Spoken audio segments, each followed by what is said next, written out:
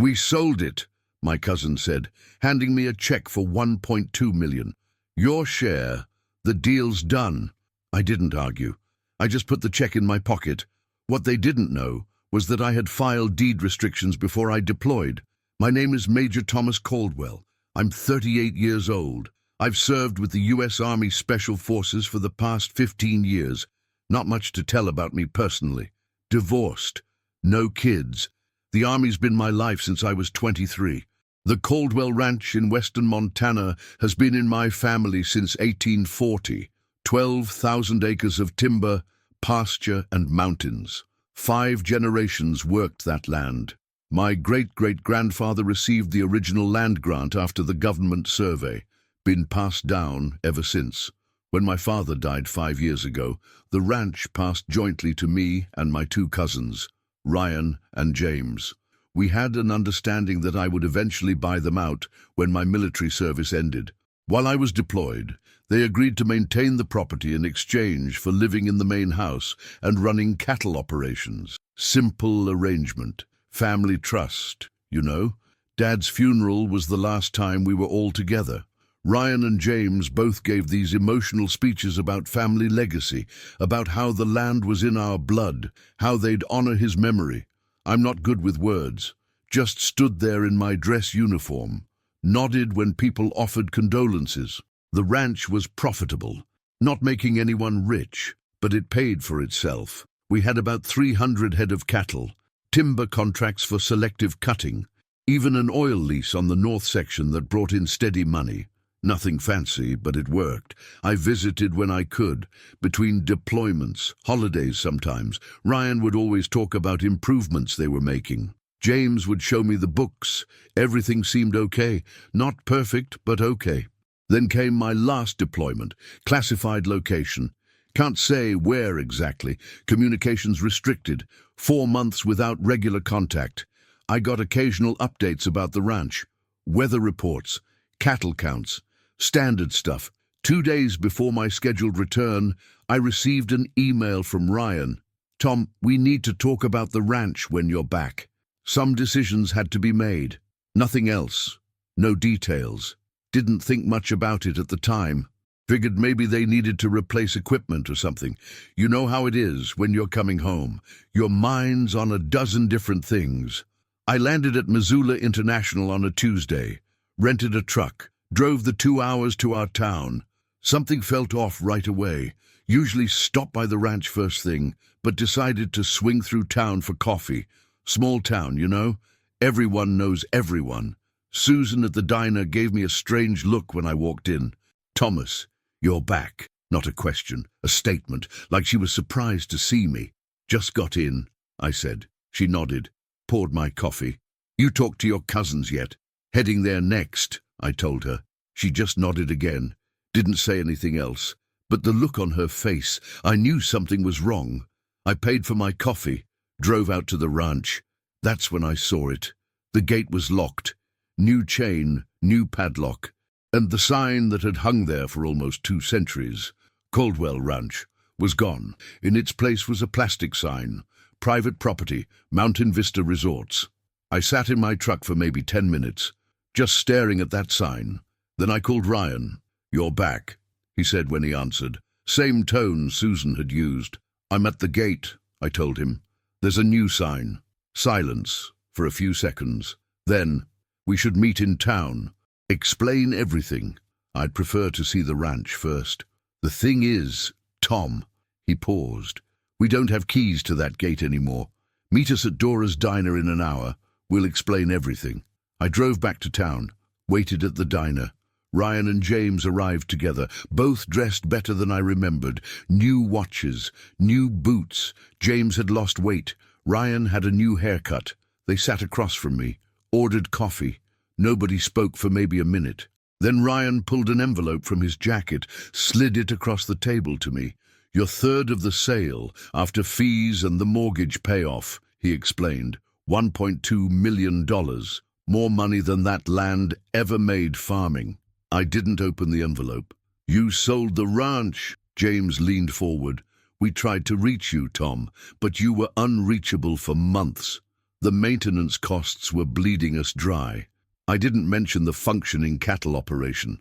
Didn't bring up the oil lease payments that more than covered expenses. Didn't create a scene. Just sat there looking at the envelope. When was the final closing? I asked. Last week, Ryan said, relief in his voice. It's done. Mountain Vista Resorts. They're turning it into a luxury development. Cabins, a golf course, even a small ski area on the north face. They're keeping some of the original buildings as, what did they call it, authentic frontier charm, including the main house. They're renovating it now, James said. Going to be their clubhouse. But they're keeping the exterior mostly the same. Dad would have appreciated that. I nodded, picked up the envelope, put it in my pocket without opening it. That's it? Ryan asked. You're okay with it? What would you like me to say? They looked at each other. James shrugged. We thought you might be upset. It's done, right? Nothing to be upset about. Relief washed over their faces. Ryan smiled. Exactly. It's business. And honestly, Tom, it's a good deal. That money can set you up nice. Maybe buy a place in town if you want to stay local after your service ends. I looked at my watch. I need to find a hotel. Get settled. You can stay with us, James offered quickly. We both bought houses in town with our shares. I prefer the hotel, I said, standing up. Thanks for the meeting. What my cousins didn't know was that before my deployment, I had my suspicions. Ryan had been asking strange questions about the ranch's value. James had mentioned financial troubles. Nothing specific, just comments here and there. Enough to make me cautious. So I'd gone to the county clerk's office, had specific deed restrictions placed that would be triggered by any sale attempt, required signatures from all three owners, verified in person at the county office. Any attempt to bypass this, including falsified signatures, would invalidate the sale. They didn't know that part yet. I checked into the Frontier Lodge, basic room, clean enough, spent that night reviewing everything I knew. The ranch was sold. Money had changed hands. People were already renovating the main house. No point causing a scene, no point confronting them directly. That's not how I operate. In Special Forces, you learn to assess before acting, gather intelligence, plan your approach, never rush in emotional. The next morning, I went to the county clerk's office. Martha Lawson was still working there. She remembered me from my visit before deployment. Major Caldwell, she said when I walked in. And I was wondering when you'd show up. You heard about the ranch, I said. She nodded. Whole town has big development planned, going to change everything around here. She leaned forward, lowered her voice. Some aren't too happy about it. I'd like to see the sale documents. Thought you might. She pulled up the records on her computer, turned the screen so I could see. Your cousins brought in all the paperwork 2 weeks ago. Had what looked like your signature on everything. Power of attorney documents, transfer deeds, all of it. I leaned closer to the screen, saw my signature on the documents, perfectly forged. They'd used an old power of attorney I'd given them years ago for tax purposes, expired now, but they'd altered the dates. Notice anything interesting about the filing? Martha asked. I scrolled through the documents, saw what she meant. The deed restriction notification doesn't appear anywhere. Exactly, she said. When they filed, I asked about the restriction you'd placed. Ryan said it had been removed, had documents showing that too, but something didn't feel right about it, so I flagged it for review. Review by who? State Property Division. Sale this big gets attention anyway, but with the flag, she shrugged. Things move slow in government. Review could take months. Has money changed hands already? Far as I know. But the deed transfer is still pending final approval because of the flag. I nodded. Thank you, Martha. Your family's been here since before Montana was a state, Major. Least I could do. I left the county office with copies of everything. Went back to my hotel room, laid it all out. The forged signatures, the altered power of attorney, the ignored deed restriction. They'd committed fraud, multiple counts. But I wasn't interested in criminal charges, not yet. I wanted the ranch back. I made 3 calls that afternoon. First to a lawyer in Missoula who specialized in property disputes. Second to the State Property Division to check on the status of the review. Third to Mountain Vista Resorts corporate office. The lawyer confirmed what I suspected. The sale was vulnerable. The state official told me the review had already raised red flags. The corporate receptionist connected me to their legal department when I mentioned fraudulent land sale and media interest. Then I waited. No confrontation with my cousins, no angry accusations, just quiet, methodical preparation. What Ryan and James didn't understand about me is that I plan for contingencies. It's what I do in the military. You don't just hope things go right. You prepare for when they go wrong. I'd seen the signs before my deployment. Ryan had started gambling online. James had made some bad investments. They were both spending more than the ranch operations could justify. New trucks, expensive trips to Vegas. Signs were there if you were looking. So I'd prepared. The deed restriction was just the start. I'd also set up a monitoring system on the ranch accounts. Every transaction forwarded to a secure email. Even with limited access during deployment, I'd received weekly summaries, saw the money moving out faster than it should have. In my hotel room, I reviewed 3 months of transactions, large withdrawals, money transferred to personal accounts. They'd been bleeding the ranch dry, preparation for the sale, I figured, making it look like the operation wasn't profitable. The next day, I drove out to the ranch again. Parked outside the gate, used binoculars to observe, construction crews working on the main house, new roads being marked out, survey stakes across the east pasture. They were moving fast, wanted to break ground before winter. Montana winters shut down construction. They had maybe 2 months. I took photos, documented everything, then drove to the neighboring ranch. The Hendersons had been our neighbors for 70 years. Old Tom Henderson met me at his gate. "Thought you were overseas," he said, shaking my hand. "Just got back," I told him. "Heard about the sale." He nodded grimly. "Damn shame, Thomas. Your daddy would be turning in his grave. Those developers already contacted me. Want to buy my place too. Offered good money. You considering it?" "Hell no. 4th generation on this land. We'll be here till they put me in the ground." He spat on the dirt. "Your cousins, though. Never figured them for selling out. Did you notice anything before the sale? Any visitors, surveyors?" He thought for a moment. "Come to think of it, there were some city types, few months back, nice SUVs, taking pictures, walking the property line. Your cousins showing them around. Thought maybe they were friends of yours." "Not mine," I said. "You remember when exactly?" "March, I think. Still had snow on the ground. They were all bundled up, not used to our weather." He squinted at me. "You fixing to do something about this sale, Thomas?" "Working on it," I said. "Good," he nodded. "Let me know if I can help. Got no love for developers around here." Back at the hotel, I added this information to my timeline. March, 4 months ago. They'd been planning this before I deployed, probably hoped I wouldn't return before everything was finalized. That night, I received an email from the lawyer in Missoula. He'd reviewed the documents. His assessment: multiple irregularities in the transaction, grounds for legal challenge, recommend immediate filing to freeze assets and prevent further development. I didn't respond immediately. Wanted to gather more information first. The next morning, I got a call from Mountain Vista's legal department. "Major Caldwell," a woman's voice said. "This is Patricia Winters, General Counsel for Mountain Vista Resorts. I understand you have concerns about our purchase of your family property." "I do," I said simply. "Perhaps we could meet to discuss these concerns.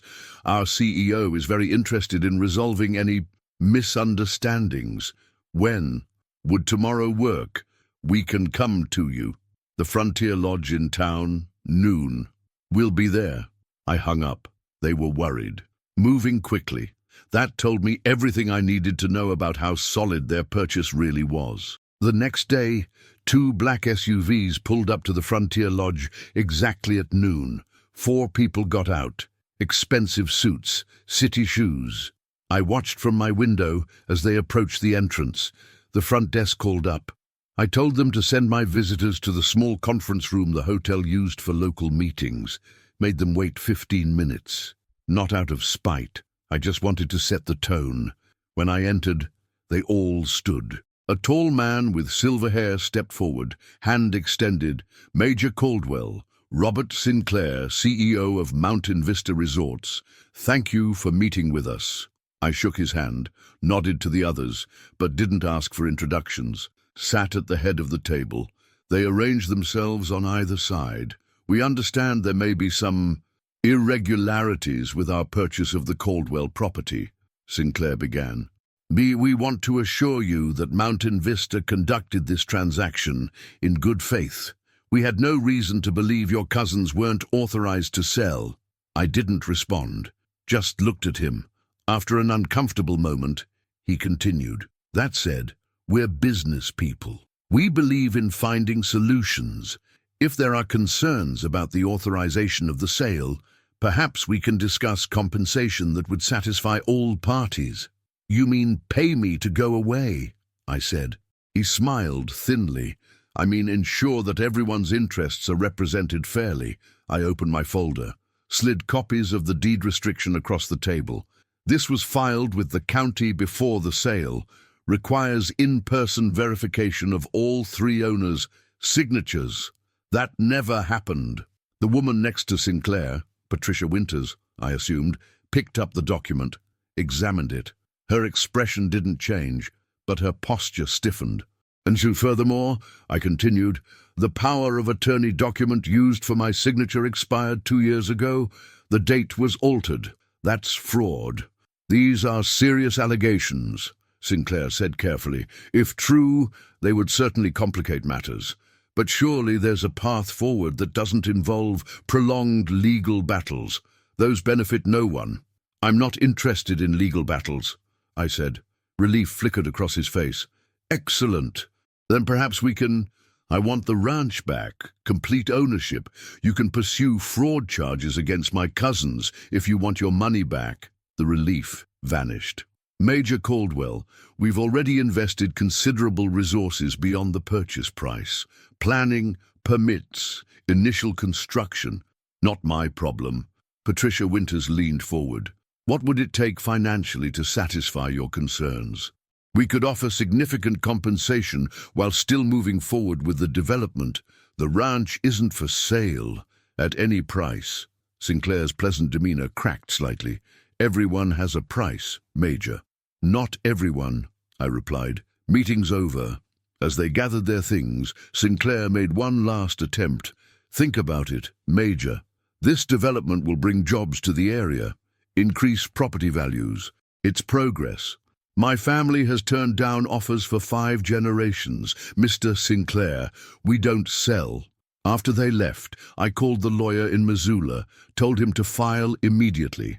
All the paperwork we discussed, temporary restraining order against further development, challenge to the deed transfer, everything.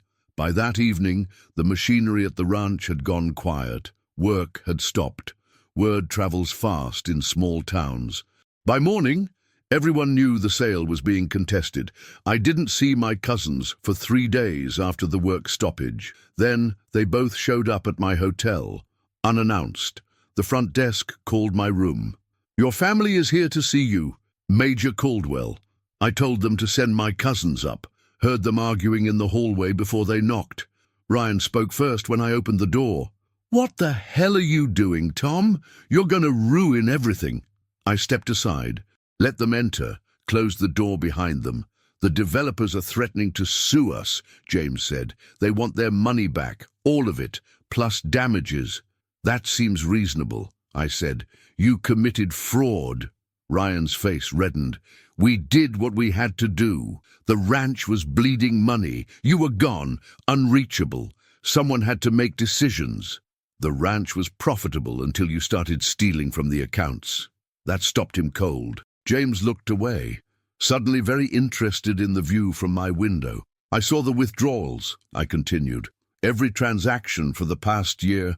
The ranch was doing fine until you two started taking out more than it could sustain. We had expenses, Ryan muttered. Like what? Gambling debts? Bad investments? New houses? James turned from the window. What do you want, Tom? Money. We can cut you in for more than your third. The developers are still willing to move forward if we resolve this quickly. I want the ranch, I said simply. Full ownership transferred to me. You both walk away. Walk away with what? Ryan snapped. We've spent most of the money already. Not my problem. You can't do this, James said. We had power of attorney. Expired. Altered. Fraudulent. I pointed to the stack of documents on the desk. It's all there. The state examiner has already flagged the sale. It's just a matter of time before they reject it completely. Ryan stepped closer. Finger pointed at my chest. You think you can just come back here after years away and take everything? We ran that ranch while you were playing soldier. I didn't respond to the jab, just looked at him until he lowered his finger. Your choices, I said evenly.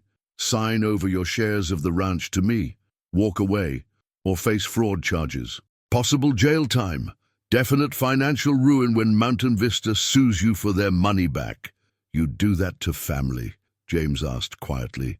You sold our heritage, land that's been in the family for almost 200 years, without my consent, using a forged signature, and you're asking me about family loyalty. They had no answer to that. I'll have the papers ready tomorrow. Noon, same conference room downstairs. Be there or I call the state prosecutor. They left without another word. I didn't know if they'd show up the next day. Didn't really matter. The legal machinery was already moving. I'd get the ranch back one way or another. Just be quicker if they cooperated. The next day, they both showed up, 5 minutes late, but they came. Sat silently while my lawyer explained the transfer documents, signed where indicated, didn't look at me once during the process. As they stood to leave, Ryan finally met my eyes. You'll regret this. That land will break you like it broke our fathers. The land didn't break anyone, I replied. People make their own choices. The final document from the state examiner came 3 days later. Sale invalidated due to fraudulent representation and failure to disclose deed restrictions. Mountain Vista had already filed suit against my cousins personally. Corporate lawyers don't mess around when millions are at stake. I drove out to the ranch the next morning. The construction equipment was gone. The Mountain Vista sign had been removed from the gate. The lock was still there. I cut it off with bolt cutters I'd brought along. The main house was a mess. Partially demolished interior. Construction materials everywhere. Would take months to restore. But the bones were still good. My grandfather had built it to last. I walked the property that afternoon. The same 12,000 acres my ancestors had worked. Timber, pasture, mountains, still there, waiting, patient, like the land had known all along it wouldn't be sold, wouldn't be carved up for vacation homes and golf courses. I slept in the foreman's cabin that night, small but intact, made plans for restoring the main house, rebuilding the cattle operation, everything that needed to be done. The ranch was mine now. All of it. Expensive way to buy out my cousins, but worth it. Word spread quickly through the county, the failed sale. Mountain Vista pulling out entirely. My cousins facing lawsuits and possible criminal charges. Some people avoided me in town after that. Friends of Ryan and James. Others nodded with respect when I passed. The Hendersons invited me for dinner. Heard you got your place back, old Tom Henderson said, passing me potatoes at his table. Good for you. Land shouldn't be sold to outsiders. Wasn't easy, I admitted. Worth it, though, he nodded. Some things matter more than money. 2 weeks later, I received notice that Ryan and James had both filed for bankruptcy. Mountain Vista's lawsuit had moved forward aggressively. Criminal charges were still being considered by the county prosecutor. I didn't push for them. The civil case would be punishment enough. I focused on the ranch. Hired back some of the old hands who'd been let go when the sale went through. Started repairs on the main house. Ordered new cattle to rebuild the herd. Life moved forward. The bank called about the mortgage my cousins had taken out against the property. I paid it off with my military savings, tight for a while, but the ranch would be profitable again. Just needed time. One evening, about a month after everything settled, James showed up at the ranch, alone. I was on the porch of the foreman's cabin, saw his truck coming up the drive, waited for him to park and approach. "Evening," I said when he reached the porch steps. He nodded, didn't come up. "Heard you were fixing the place up." Slowly. "Takes time." He looked around, at the fields stretching away, the mountains in the distance, the sun setting behind them. "I messed up, Tom. We both did. Ryan won't admit it, but I will." I didn't respond, just waited. "We thought—" He trailed off, started again. "Ryan got in deep with some online poker. I tried some investments that didn't work out. We needed money fast. The developers made an offer and it seemed like the answer." "There are always options," I said. "You didn't look for them." "No, we didn't." He scuffed his boot in the dirt. "Anyway, I'm leaving. Moving to Arizona. My wife's got family there. Fresh start. Good luck." "That's it? No lecture?" "No. I told you so." "Would it change anything?" He considered that, shook his head. "Guess not." He turned to go, then stopped. "Ryan blames you for everything, says he'll get even someday. I told him to let it go, but just thought you should know. Appreciate the warning." He nodded once more, got in his truck, drove away. Last I heard, he found work as a manager at a big box store in Phoenix. Never returned to Montana. Ryan was a different story. Stayed in the area, bitter, telling anyone who'd listen how I'd ruined him, how I'd swooped in and stolen everything. Most people stopped listening after a while. Hard to maintain sympathy for someone who tried to sell his family heritage out from under his cousin's feet. 6 months later, I was fully discharged from the army, moved permanently into the restored main house. The Caldwell Ranch was operational again. Not at full capacity yet, but getting there. Each season a little better than the last. I rehung the original ranch sign on the gate. Had been in the storage shed the whole time. My cousins had taken it down but hadn't destroyed it. Old wood, weathered, hand-carved by my great-grandfather. Caldwell Ranch, Est, 1840.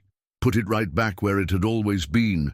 3 years have passed now. The ranch is doing well. Better than before in some ways. I've modernized certain operations, kept the best of the traditional methods. Balance works for us. Ryan left the state eventually. Too many bridges burned locally. I hear he's in Nevada now. Still blames me for his troubles. Still can't see how his own choices led him there. Mountain Vista developed another property 30 miles away. Smaller project, less ambitious. They steer clear of me when our paths cross in town. Lesson learned, I suppose. Some days I walk the property and think about how close it came to being lost. Generations of work, history, legacy, almost gone because 2 people needed quick money, because they thought they could act while I was away serving my country. They miscalculated. Didn't understand that I'd seen the signs, that I'd prepared, that I would fight for this land without raising my voice or throwing a single punch. Just quiet, methodical determination. I've had offers since then. More developers. Larger sums. I don't even consider them. Some things aren't for sale, never were, never will be. The Henderson place next door sold last year after old Tom passed. His children had moved away decades ago, no interest in ranching. The new owners are good people, though, working the land themselves, respect the history. We get along fine.